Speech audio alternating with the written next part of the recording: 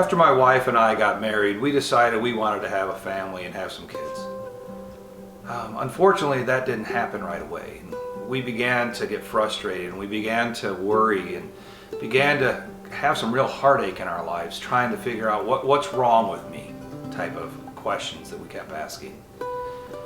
We kind of left it in God's hands for a long time, and things kind of it took longer and longer and longer, and many years began to pass. And so we began to question, whether or not we should see a doctor or not.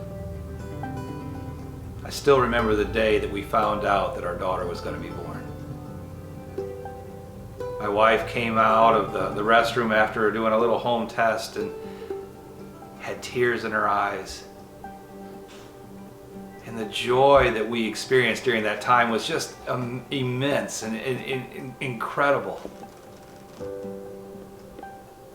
During this time of Easter, we're reminded of what Jesus went through and what his followers went through.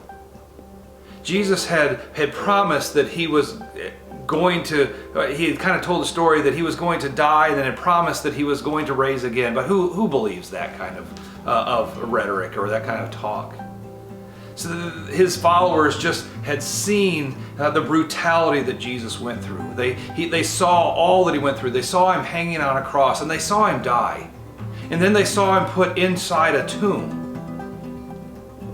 It's been a few days now, and they're trying to get by in life, and they're trying to figure out what happened to the promise. What happened to this Messiah, the Savior that we've been promised? Mary and the other Mary, they decide to go and to visit the tomb and continue doing preparations on Jesus' body. And when they show up, an angel is there. And he says three of the most important statements ever mentioned in the Bible. First one is he is not here. Second one was, he is risen. And the third one was, just as he said.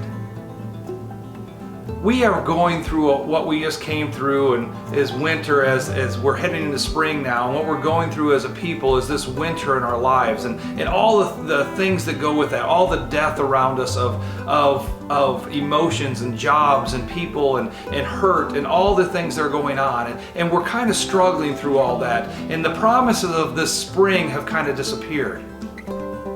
However, we're heading into Easter, and I want to remind you today, and I want to give you hope, that as we are heading into this, those three statements are so true for you today.